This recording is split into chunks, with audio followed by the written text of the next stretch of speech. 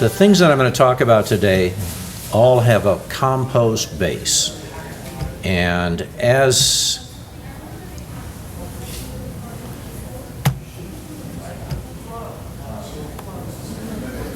I talk about it, I want to reiterate what James said, and that is, compost is not compost. Some 12 years ago when I started in this business, I was a contractor, and I had a call from a lady who said to me, "Gee, I hear you do a new type of seeding, and what is that?" And I said, "Well, ma'am, it's a process we call terra seeding. It's actually compost seeding." And she said, "Now, is that like the stuff that they found at Times Beach?" Now, Times Beach was a Superfund cleanup site outside St. Louis, and it was contaminated with digoxin. I said, "Well, no, ma'am, it's not." I said, "This is the stuff that your grandma piled in the corner of the garden at the end of her growing season, and Grandpa came out and chopped it up, turned it over, they heated up over the winter, and then they applied it back to the soil in the springtime, and it improved the garden." But it wasn't until later that I understood the fact, or where she was coming from. Until 1900, 99% of all fertilization in the United States was compost. In 1903, there was a German scientist that found out how to make synthetic nitrogen, and by 1950, 1% of the fertilization in the United States was compost. Now, if you look at that drop-off and the fact that we lost compost out of the literature, because the use of the word compost peaked in 1780. And by 1950, it was minuscule. Now, we've been climbing back up, so the first thing I'll tell you is that I don't make compost, and the compost that I use is always U.S. Composting Council tested and certified compost. So when I go in to do a project, I know it's got the right ingredients, that have produced the right heat, that has broken down the carbon and other products that I put in there, and that it's come back out at a maturity level that won't leak phosphorus and won't cause me a problem with nitrogen. And in fact, it'll eat hydrocarbons. It will, in fact, bind up heavy metals, make them available to plants. And over the last 15 years, the U.S. Composting Council has done a tremendous amount of work to, in fact, bring compost from, it was the stuff that Grandma made in the garden, to here's what you get when you buy a U.S. Composting Council certified compost. So, we're going to talk a bit about stormwater gray to green. We're going to look at compost and how it'll decrease stormwater volume. We're going to look at some applications. We'll talk a bit about research, and I'll do what I thought I was going to have 30 minutes for in about 20. Here's the reason that we looked at this, and that is because 75% of all of us live within 10 miles of a polluted water body. And when you look at the annual cost to society, and I've seen everything from 8 billion to 44, I threw in the 44 because it's more dramatic, but we have a problem with stormwater and we need to get our hands around it. And getting our hands around it won't work nowadays with centralized collection and the other things that we've tried to make work since after World War II, when we started to put large-scale developments into our country. Now, what we want to do is mimic what nature has done, and I show this slide to lay people, and most of them don't understand that, in fact, a lawn has the same compaction as a rooftop. So we go out and plant a fescue lawn, we say it's green, it should absorb water, but the problem is that we pounded that dirt so hard that nothing's going to sink into it beyond what the root, a real shallow root zone is. most people don't particularly understand that, and they think that we've got a lot of park and we've got a lot of golf course, and that should help us with water quality, and it typically doesn't. So when we look at the fact that we're dealing with these kinds of problem pollutants, I'll talk a bit about how compost can help us in those areas.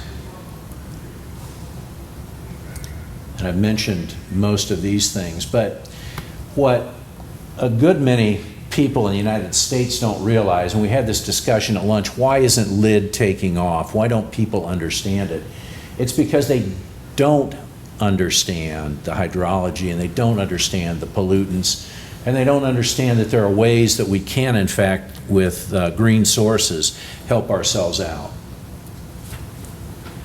So if we look at low impact development, and we say if we can decrease runoff volume and the runoff rate, and in fact take care of some of the pollutant loading with the different designs that we have, how do we get that to happen? Because we've all seen and all had issues whenever we've done seedings, especially around commercial buildings. Now, I typically, when I was a contractor, got called the fourth time. First time they tried seed and straw. Second time they tried something with a hydro seeding. And the third and fourth time was just anybody's guess. And when you did a soil sample, what you found was they were dealing with B strata and C strata soils that had been turned up and put on the surface, and they weren't going to grow much because they had no organic matter. So we'd come in and lay down an inch of compost with the seed intermixed over a lightly scarified surface and always get results, because the compost, in fact, would provide the right bacteria, the right fungi to eat the seed coat. The compost will absorb 6 to 10 times its weight in water, and in fact not leach the water, and we'd end up with a perfect growing medium. So you've all seen this before, and we talk about this with the issues that we get with 15% of our surface water, or 15% of our water being surface water that runs off very fast on highly compacted soils. So how do we restore that natural site hydrology? We're going to do it with compost. And I'm going to pass this around. Now these are two different samples. The first sample that says it's a filter media is a compost that we use to strain water through on construction sites that will in fact bind up sediments, and even those sediments with problem pollutants. And the second thing we're going to look at is a growing media. Now this is a 3/8 inch screened compost, yard waste compost, the stuff that typically you see the guy picking up once a week from your front lawn, and that's your grass clippings, the leaves, the tree branches, and that sort of thing. And we composted it long enough that we get it down to a size that in fact will grow lots of different kinds of plants, and in fact is not round so it doesn't run.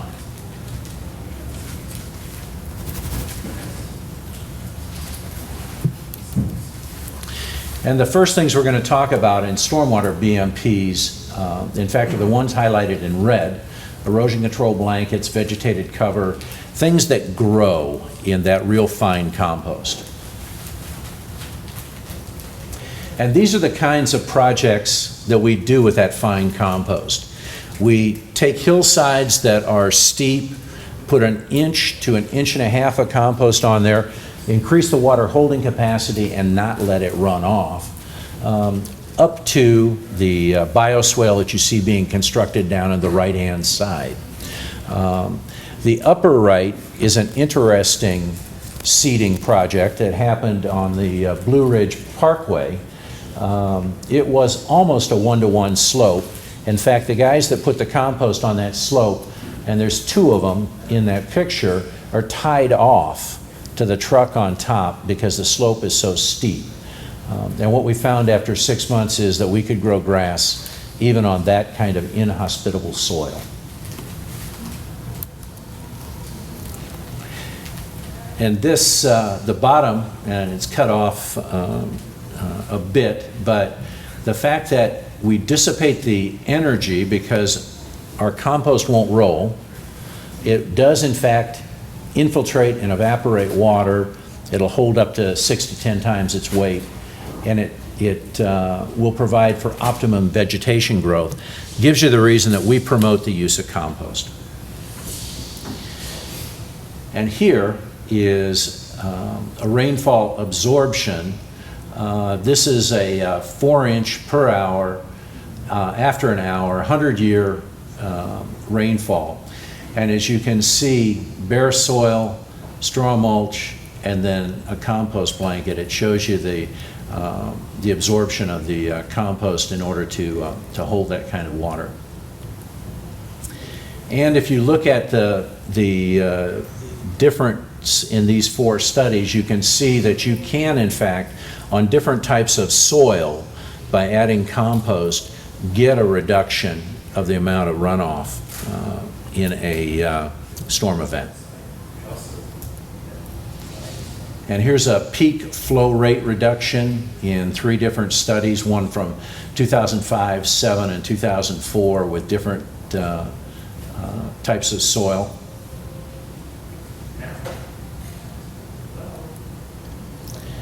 And a pollutant load reduction, and this is some of the work that was done at different universities between 2004 and 2007. And in fact, the reduction of the phosphorus and nitrogen that these studies found.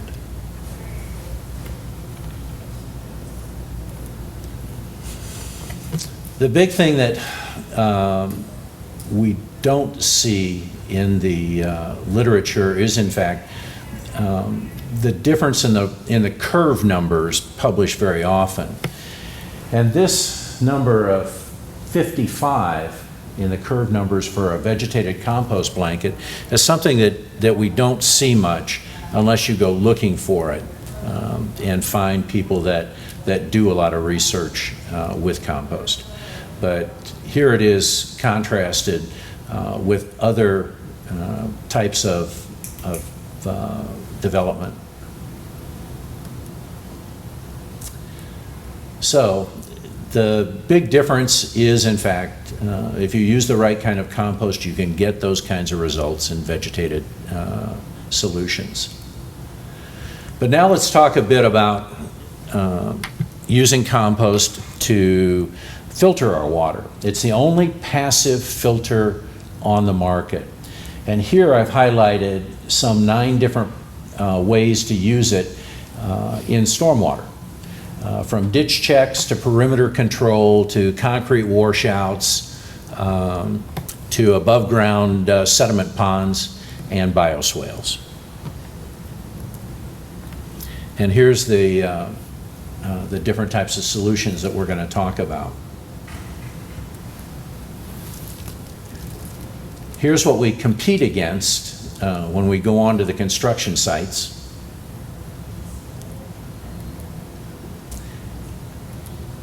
And in fact, we're the only 3-way filtration system.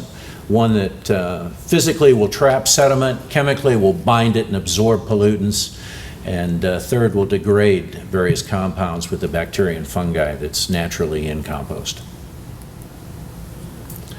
This particular eye chart talks a bit about what I've been trying to emphasize, and that is you've got to have the right size in the compost. It has to be processed correctly, and then you've got to screen it to a level that would allow you to pass water through it when you use it as a passive filter. And if you get the sizing right, what we found is that you can pass somewhere between 7 and 30 gallons per foot per minute through a compost filter sock, depending on the size of the sock. An 8-inch sock will pass about 7 gallons per foot per minute. 12-inch sock, somewhere around 11.5, all the way up to a 24-inch sock will get you into the 30 gallons per foot per minute. And here is a study that was done at San Diego State that looked at the compost filter sock against silt fence and straw wattles. And in fact, it talks a bit about the amount of sediment that each one of these devices will either filter or capture. And it talks about the removal rate. As you can see, you can get a higher removal rate using the compost as a filter. This from the University of Georgia looks at an 8-inch sock, 12-inch sock, a mulch filter berm, and a straw bale. And as you can see from that, the 8-inch sock and the 12-inch sock outperform in the amount of sediment that they'll take out of moving water pretty dramatically versus a mulch filter berm or a straw bale. Now some of that's because, of course, the mulch filter berm has a tendency to run because it's not being contained. And what we're doing is containing our compost so it's going to stay in place rather than getting pushed. This work was done by the USDA back in 2006. They looked at total suspended solids and turbidity. They looked at filter sock versus silt fence. The reason they use silt fence is it's the majority of, in fact, the sediment barriers used in the United States even today. But you can see that a filter sock will, in fact, up the amount of capture of the suspended solids and turbidity. And here's pollutant removal of some of those problem pollutants that we've talked about. This, again, USDA published in JEQ and Conservation, looks at the amount of capture that you can get with compost.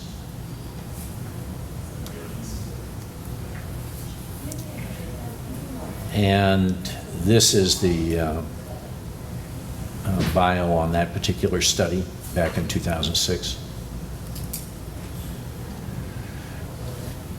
Now compost does a good job of capturing those pollutants, but if you need to go higher, what we found is that there are additives, polymers, natural polymers that come from the animal feed industry, part of the grinding process.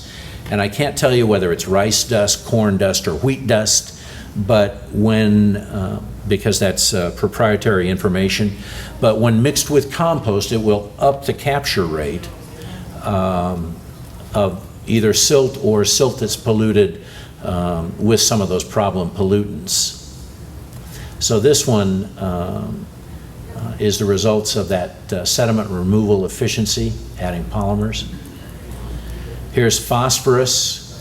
Here's the sock with additive and the capture rate that it'll do on soluble phosphorus and versus sock and bare soil from the USDA. Here's nitrogen from that same study. On the left is the filter sock with the additive, on the right plain compost. Bacteria removal, both total coliform and E. coli, with an additive called Bactolox. And here's metals. Now this is running the pollution through one sock. And what we found is that, of course, if you put the sock in a series, say outside a metal recycling yard, that you can knock this down progressively through each sock. Here's hydrocarbons. On the left is straight compost, and we looked at oil, diesel, and gasoline. What we found is that gasoline was the toughest to grab. It's so thin, but when you've got a little body to either the oil or the diesel fuel, compost binds it up well and then turns it into CO2 and water. This is a design manual that is available through Forester. It covers each one of the solutions we've kind of gone through in the last 20 minutes now. The research and the designs for all those, and that's available from Forrester. So with that, I'll open the floor to questions. Right on time. We have time for one question. Well, thank Yes, sir. Sure. You reported on a lot of studies on overstocks, and you mentioned flow through. Were these in the field or in the lab type of studies? Both. So it makes a combination of all the results are shown. Mm-hmm. And when we publish research, we publish in peer-reviewed journals, and we typically have, we've done the research with a public institution, Ohio State, Georgia, San Diego State, Colorado State. We've done well over $4 million worth of research in the last 10 years on compost and its effects in the environment. Yes, sir. How long does the compost last before it breaks down? I've had filter sock in the on construction sites for 4 years, and haven't lost the removal efficiency over those 4 years.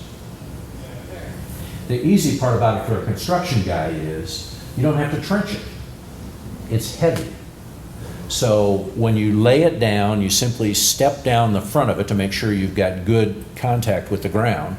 Stake it 1 every 10 feet or once every 5 feet if you're in a concentrated swale or concentrated flow. It typically doesn't get moved. If I'm on a site and I get a big rain, I may lose 5 or 10 feet on 200 or 300 foot. I don't lose 50 and 100.